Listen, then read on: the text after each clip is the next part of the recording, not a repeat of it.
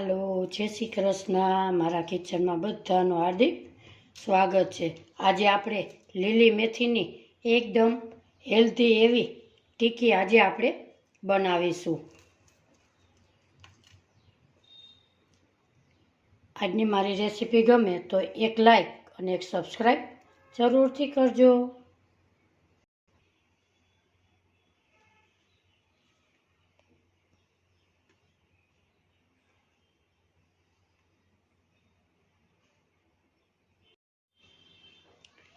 સૌ પ્રથમ અહીંયા આપણે એક મોટો વાટકો લીલી મેથી લીધી છે। એને તમે 3 પાણી આપણે ધોઈ અને સુધારી લઈએ।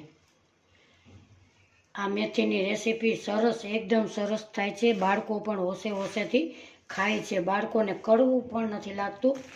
એવો નાસ્તો ટેસ્ટી સુપર ટેસ્ટી આજે આપણે બનાવીશું। સૌ પ્રથમ મેથીને આપણે આવી રીતે કટ કરી લઈએ।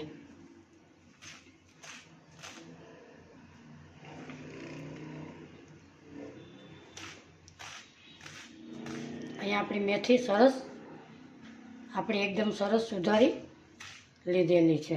આવી રીતે આપણે મેથીને કટ કરી લેશું। અહીંયા આપણે મેથી એકદમ સરસ સુધારી લીધી છે। એમાં આપણે એક હવે ડુંગળી લેશું। એને આવી રીતે ફોતરી કાઢી 2 ફાડા કરી આવી રીતે એને આવી રીતે કટ લગાવીશું। એટલે પતલી પતલી એની સાઈઝ થઈ જાય છે।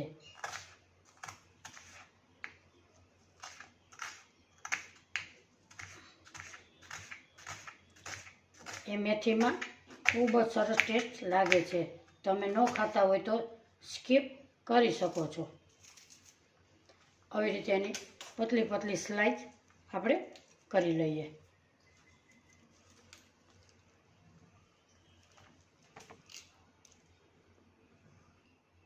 અહીંયા આપણે મેથી અને ડુંગળી સુધારી લીધા છે। એને આપણે એક બાઉલમાં લઈ લઈએ। આ નાસ્તો ખૂબ જ સરસ ટેસ્ટી એવો બને છે। હવે આપણે 1 કપ એને સાઈડમાં રાખી દઈએ અને પૌવાની આપણે 1 કપ પૌવા લીધા છે।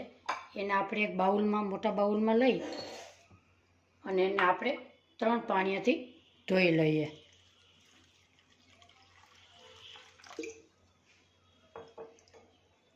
આવી રીતે આપણે 3 પાણી ધોઈ લઈએ। આપણા પૌવા 3 પાણી એકદમ સરસ ચોખ્ખા સાફ થઈ ગયા છે। હવે આપણે ડુંગળીને મેથી છે એમાં આપણે ઉમેરી દઈએ। એને પણ આપણે સાઈડમાં રાખી દઈએ અને એક સરસ મસાલો તૈયાર કરી લઈએ। એક આપણે મિક્સર જાર લેશું। એમાં નાખીશું આદુનો ટુકડા, 1 લીલું મરચું, લસણ, ધાણા, વરિયાળી ને જીરું। એને આપણે અધકચરું એવું પીસી લઈએ। અહીંયા આપણે મસાલો એકદમ સરસ બારીક પીસી લીધેલો છે। એને આપણે હવે આમાં એડ કરી દઈએ।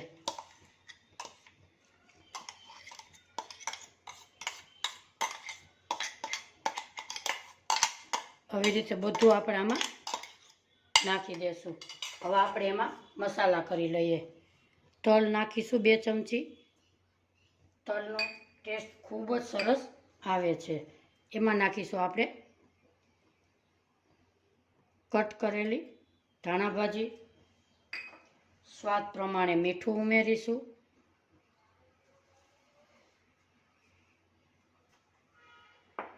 અડધી ચમચી હળદર પાવડર નાખીશું। 1 ચમચી ધાણા જીરું પાવડર નાખીશું। 1 ચમચી લાલ મરચું પાવડર નાખીશું। એમાં હવે આપણે 1 કપ ચણાનો લોટ લીધો છે। થોડો થોડો નાખતા જશું અને ઉમેરતા જશું।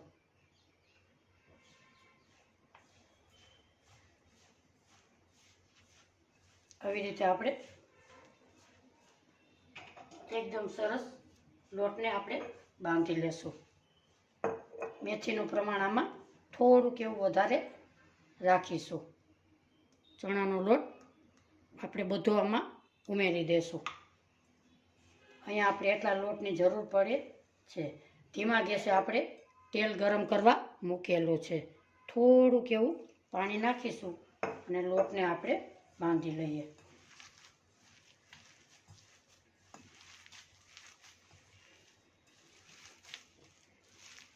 એકદમ નરમ નથી રાખવાનો, રોટલીના લોટ જેવો આપણે એને બાંધી લેશું.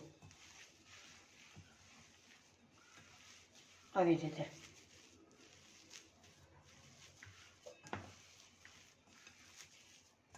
રીતે આપણે એને લોટને બાંધી લીધેલો છે. હવે આપણે ટીકીનો શેપ આપી દઈએ. નાનું એવું આવી રીતે ગૂણું લેશું અને આવી રીતે આપણે સરસ આવી ટીકી બનાવી લઈએ. અહીંયા આપણે બધી ટીકી સરસ વારી લીધી છે. હવે આપણે સેલો ફ્રાય કરી લઈએ. અહીંયા આપણે ગેસ ઉપર એક પેનમાં તેલ મૂકેલું છે. આપણું તેલ ગરમ થઈ ગયું છે.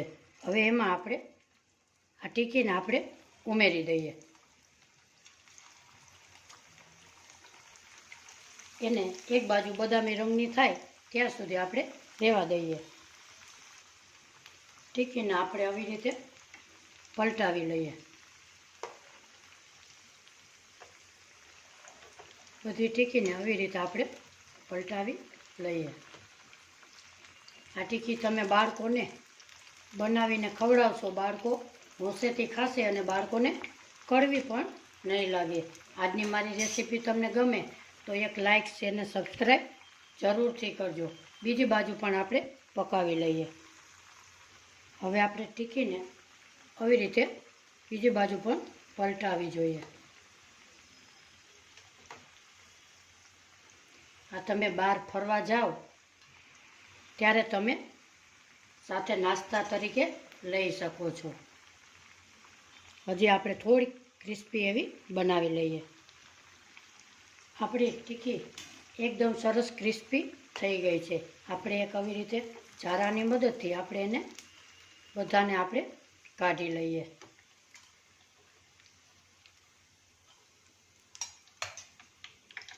અને બીજી પણ આવી રીતે ઉમેરી દઈએ.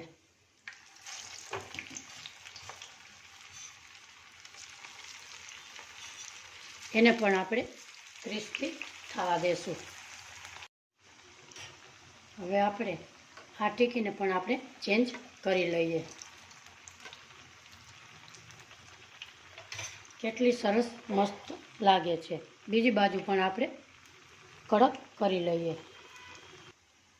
આપણી ટીકી એકદમ સરસ ક્રિસ્પી થઈ ગઈ છે. એને પણ આપણે બહાર આવી રીતે કાઢી લઈએ અને આપણે ગેસની ફ્લેમ બંધ કરીશું અને સર્વ કરી લઈએ. આપણે સર્વ કરી લઈએ.